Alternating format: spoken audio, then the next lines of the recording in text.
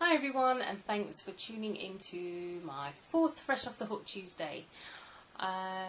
First off, you would have seen, if you looked at Marcel's tutorial Tuesday last week, that's One Virtuous Woman. She did a tutorial on her daughter Nyaja's crochet ring and I gave it a go. That's my finished product. I'm not showing you my nails because they're not done. That's my finished product. Hasn't come out as nice as I would have liked, but it's because I used this. Don't know if anybody's used this before. It is literally thread, and in order to use it, it's so thin I had to double it. And if you can imagine a really tiny crochet hook with this doubled really thin thread was not the best of things to work with, but it did come out okay, not 100%, not as great as I thought it would, but it's because of the thread. So thanks Nyaja, I'm going to use proper thread next week. But if anyone has any idea as to what I can do with this, please send me your ideas. I bought quite a few of this when I first started crocheting again, because I thought I could use it for earrings, but it is so thin. I mean, you chain it and it's hard to go back in between the chains. So I will try hard to figure out something to do with these. I think you can use them for those, I think they're Tibetan earrings, those kind of threaded earrings, but that's another project that I need to get round to.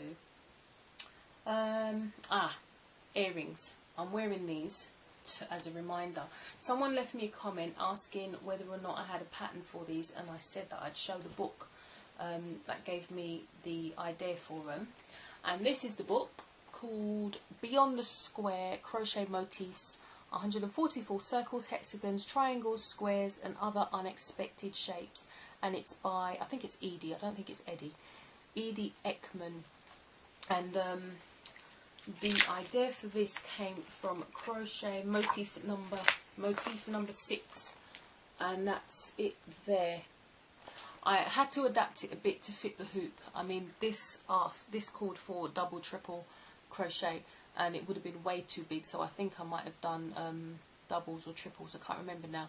But if I get round to it, what I'll try to do is write down the pattern as I'm going along when I do another set of earrings, just so, I mean, it will help me in the long run as well, so I know what I'm doing and you can see what I did as well, because I had to adapt it a bit, like obviously do the single crochet around there to attach it to the earring, so I'll try and get round to that. But this is a really good book to buy because there's so many different patterns in there that you can try. I tried using this when I first got the book. Nightmare. Nightmare, so I really need to figure out what to do with this. Hand warmers. I made my very first one. I still need to do the other side. It's actually from my stepdaughter. She asked me to make them ages ago and I've only just got round to doing it. And it wasn't until I nearly finished that I remembered, oh gosh, she wanted 3 buttons, but I did 2 and then saw there were 6 buttons and I thought, oh yeah, 3 on each. But hey, they look nice. I saw a pattern on Ravelry. Thanks Gwen, she told me about Ravelry. It's really good. It's a nice site, lots of patterns and lots of things to see. And it's the take on one that I saw on there. But I winged it and kind of put my own touch on it. The buttons had to go on, so I did like a cuff and then worked up the body of the glove. The cuff is all single, the entire glove is single crochet. The difference is down here it's just normal single crochet. When I got to here, I joined it and started working in a spiral all the way up the glove, but it's single crochet but worked through the back loop, which is why it looks slightly different and it has that ridged effect. The cuff is functional. I wanted the buttons on it, but I just didn't like the idea of sticking buttons and they don't do anything. I mean, you're not going to wear them open and you don't need to open it to put it on, but I just like the idea of, if you have buttons, put buttonholes. So I mean, it gave me a chance to practice buttonholes as well, so now I know I can do buttonholes. So yeah, got the 2 little buttons, done that, put the little finger in there, and yeah, I think it looks alright. Just got to do the other side. now, and it wasn't that bad working up. Going through the back loop, I was quite pleased with the effect, because it is the same stitch but it looks different because of where you go through. So that's kind of shown me the difference in stitch really, and how one little change makes a big difference. So I was quite happy with that. What else have I done?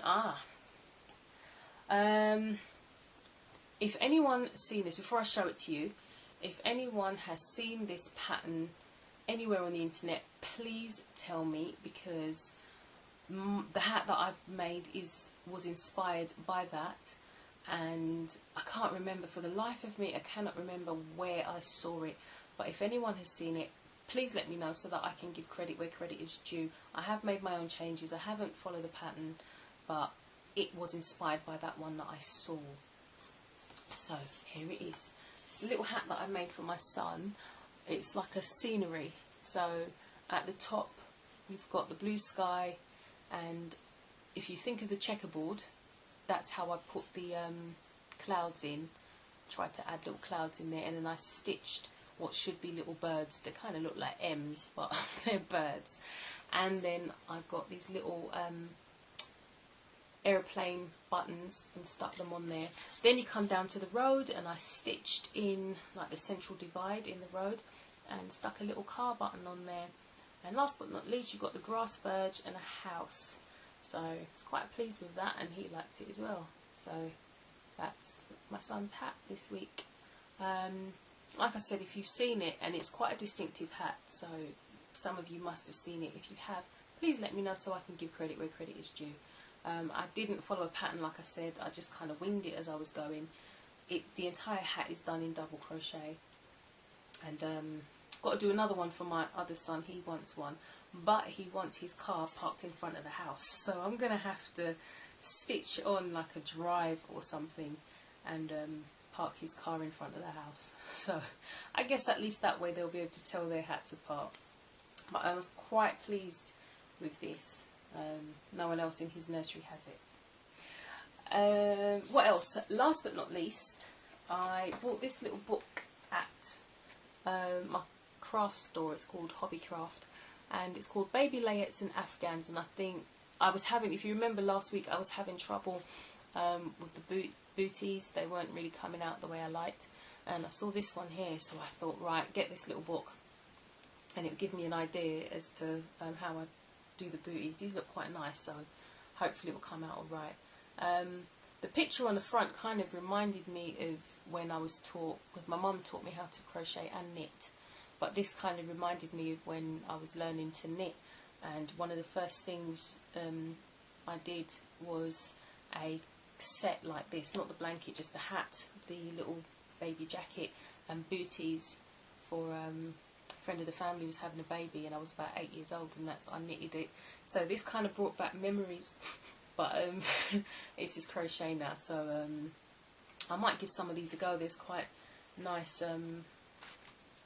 there's about 10 different patterns in there, but they are quite sweet, so I may give them a go. I quite like the patterns of the blankets in there, so that's what I'll be doing. Oh, going through this book, I found another difference between US and UK, and I just don't get it. I mean, there's differences in stitches, and now there's differences in hooks. I didn't realise until yesterday when I was going through this book. For example, steel hooks, United States, is a size, like for example, a size 4. In metric, it will be a size 2. Aluminum crochet hooks, United States, an H or an 8 would be a 5 in metric. Now, I'm not quite sure. I need to check my hooks again, but I get a feeling, yeah, looking at it, I think my hooks are metric actually. But anyway, I get a feeling that sometimes when I've tried to do something and it's either come out too big or too small, it may be because I've been using the wrong hook, not realising that not only are the stitches different, but the hooks are different as well. I mean, why? I could only imagine that there must have been some great crochet convention of 1648 where the US delegates were on one side and the UK delegates were on the other side, and you've got the US people saying, and this is how you do a treble crochet, and then you've got the UK people saying treble crochet, no, that's a double crochet, and then you've got the US people saying, and this is a size 8 hook, and then you've got the UK people saying size 8, preposterous, that's a size 5. I mean, come on, can't we just all get along? It's crochet. I just don't get, I mean, if we can't agree on a stitch or a hook, then that kind of says a lot about the state of the world affairs, because crochet is really trivial and we can't agree on that. So that must, you know, that has to be a reason why we can't agree on the big things that are going on in this world. Anyway, that's my rant for the day, and I hope you enjoyed it. Send me your comments. I love to see what you say. I love to read what you say, and it's really touching when I read some of them. And like, subscribe, and don't forget, as always, all the lovely ladies throughout the week, and happy crocheting, have a great week, and I'll see you next week. Bye.